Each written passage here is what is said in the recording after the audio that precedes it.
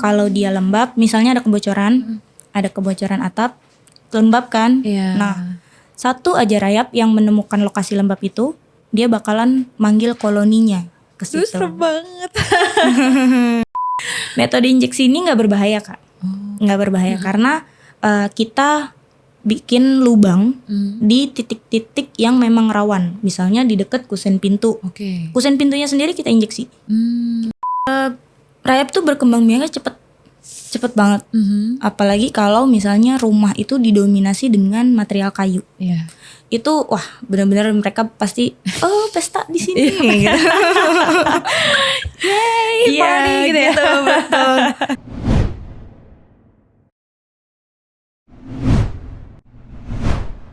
Halo Sobat Taruna, selamat datang di podcast Taruna Jaya Bercerita. Hari ini aku dan Banita, kita bakal ngobrol sesuatu hal yang sering banget bikin pemilik rumah itu pusing. Apa tuh?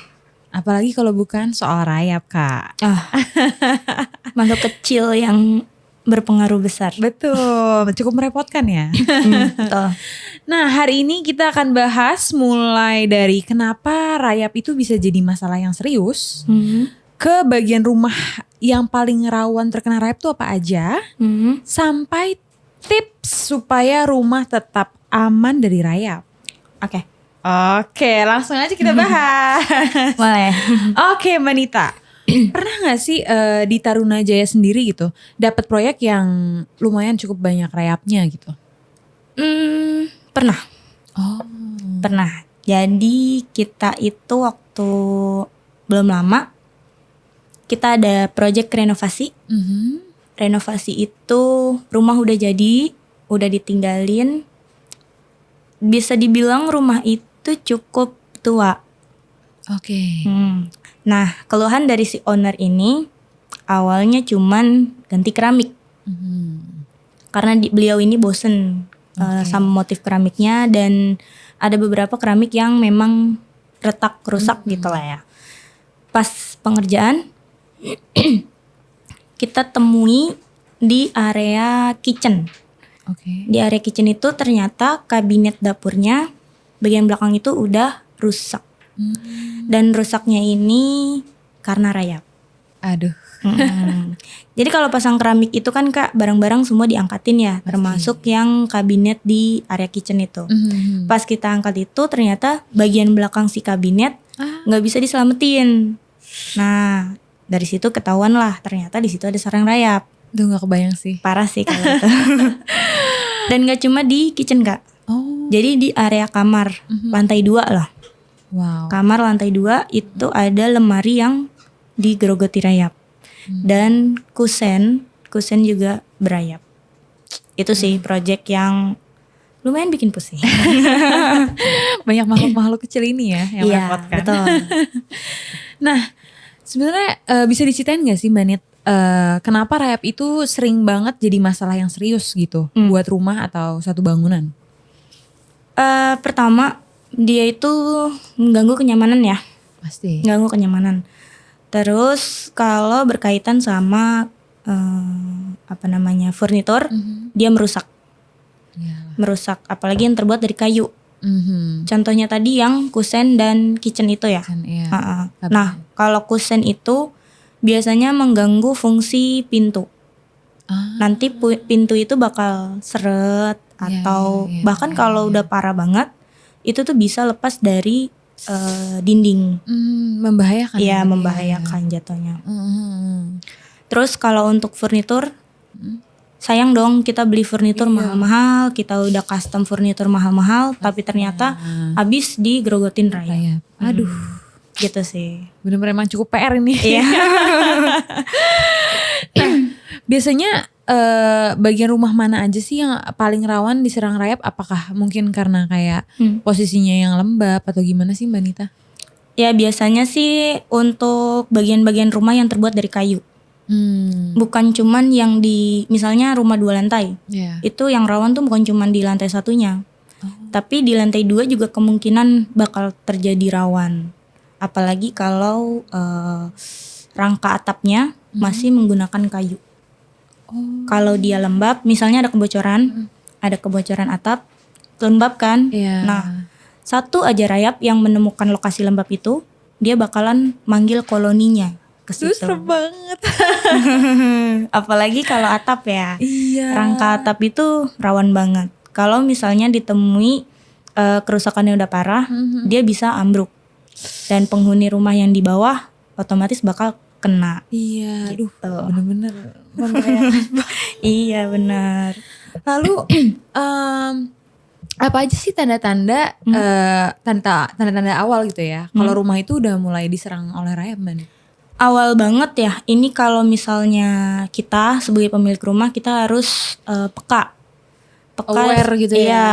Biasanya kalau sudah musim penghujan atau ya pokoknya sudah memasuki musim-musim yang rawan. Betul. Gitu, itu ada namanya sayap-sayap laron. Tahu laron nggak? Tahu. Iya, biasanya kalau udah banyak sayap laron itu nggak jauh dari rontokan sayap itu ada sarang koloninya kayak gitu. Terus kalau misalnya di area dinding biasanya ada cat yang atau wallpaper yang menggelembung, gitu ya? mengeletek gitu. Itu karena ada aktivitas rayap di balik dinding itu, di balik cat itu maksudnya. Gitu. Terus kalau misalnya di area kayu, kalau kakak ketok salah satu bagian kayu dan itu suaranya kopong, itu kemungkinan besar sudah menjadi sarang rayap. Aduh. Gitu. Udah digerogotin gitu ya? Iya.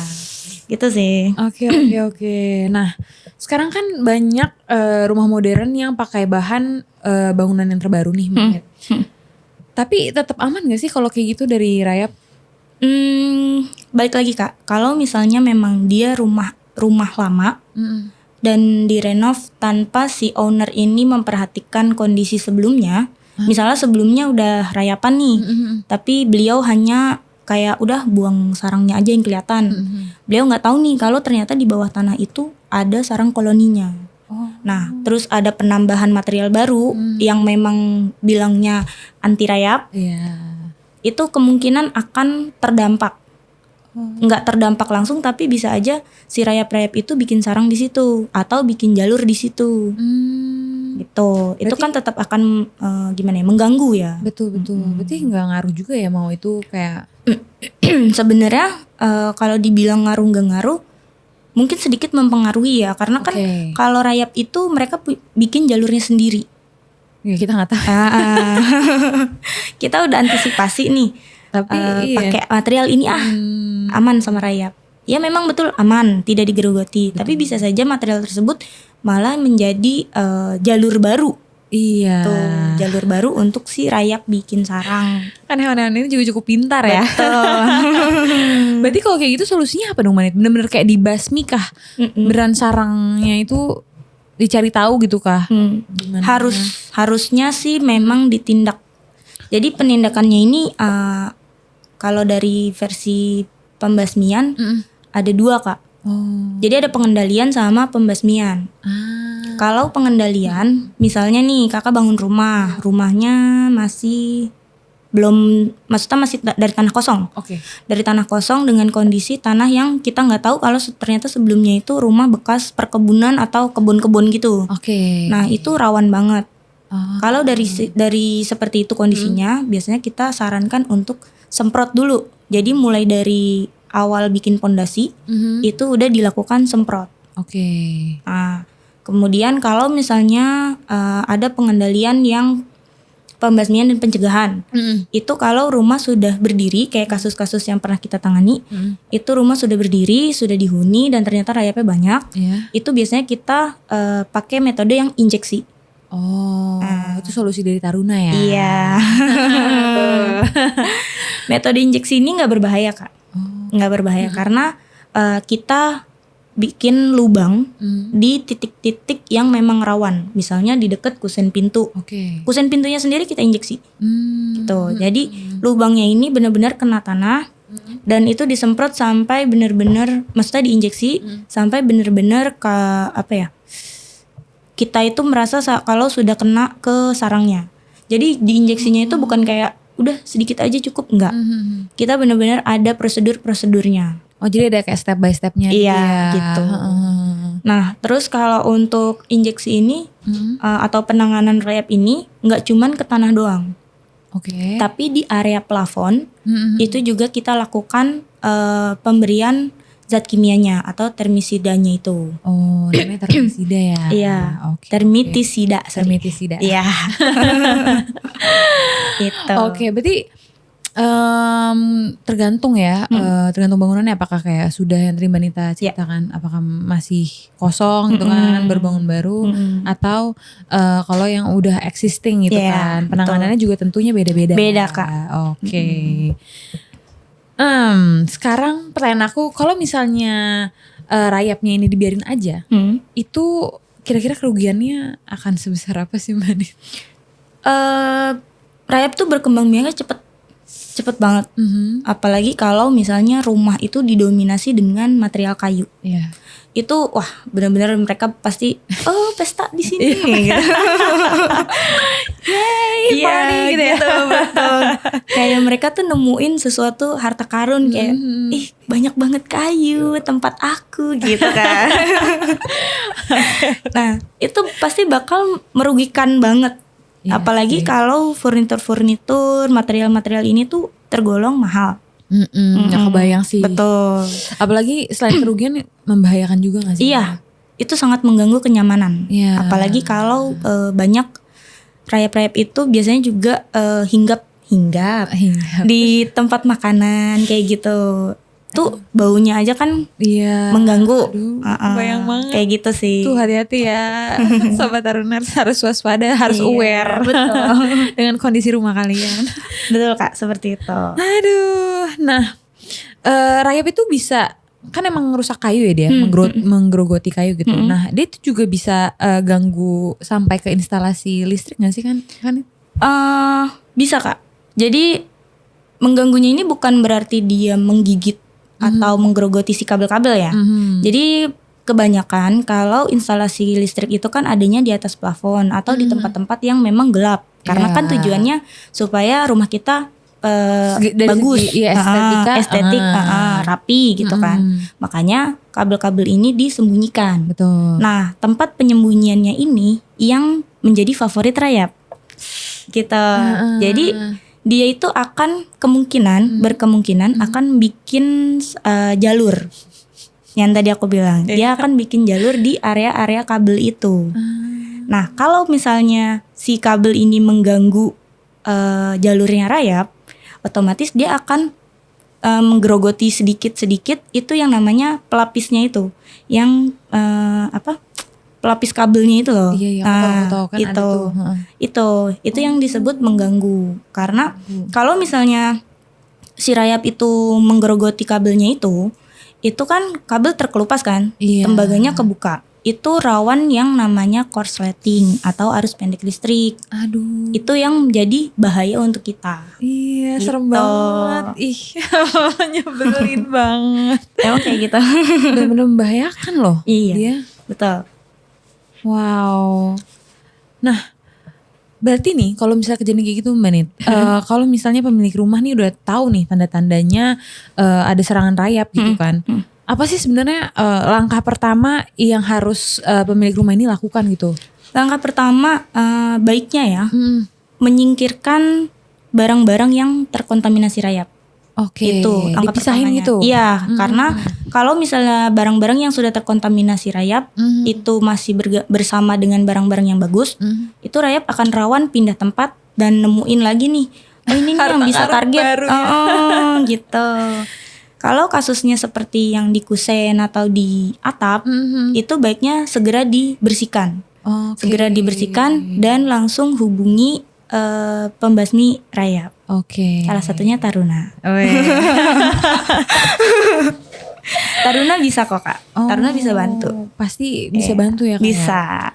Kalau dari Taruna sendiri gitu Mbak, mungkin bisa dijelasin lagi gitu. Treatmentnya gimana sih kalau ada misalnya dapat problem atau mungkin ada kekhawatiran gitu dari owner terkait rayap ini gitu. Jadi kalau dari Taruna sendiri sarannya kalau memang masih proses bangun baru itu baiknya dari awal. Dari awal berdirinya pondasi, maksudnya dari awal tahap pondasi itu kita sarankan untuk lakukan penyemprotan. Kalau penyemprotan ini tuh nanti sebagai barrier, jadi pertahanan supaya rayap itu nggak naik ke bangunan. Betul. Itu kalau masih proses bangun baru.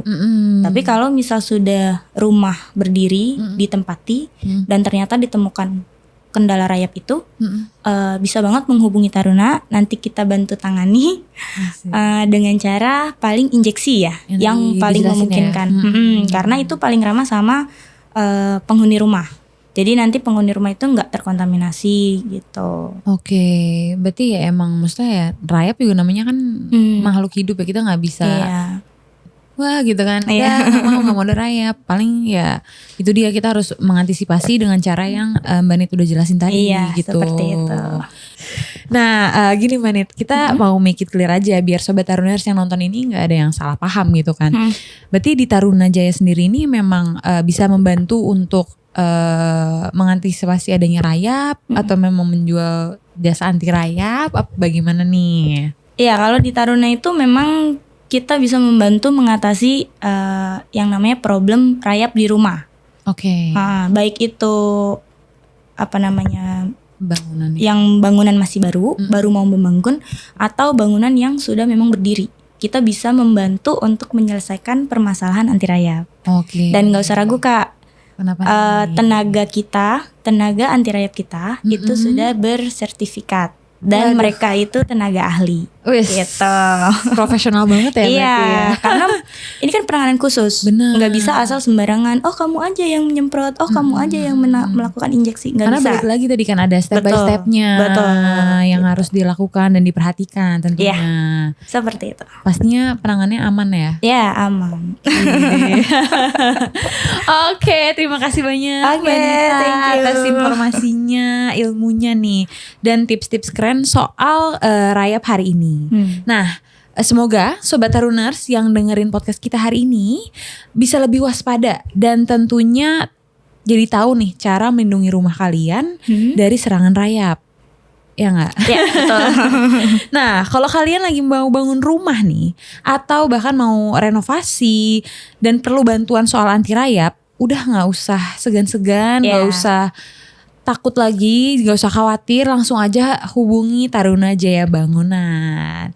Semua kontaknya itu bisa kalian cari di Instagram kita @tarunajaya_bangunan. Di situ ada link, kalian bisa langsung WhatsApp aja, nanti dibantu oleh Mimin. Dan jangan lupa juga untuk subscribe di YouTube channel Taruna Jaya Bangunan dan tunggu episode selanjutnya. Dadah. See you.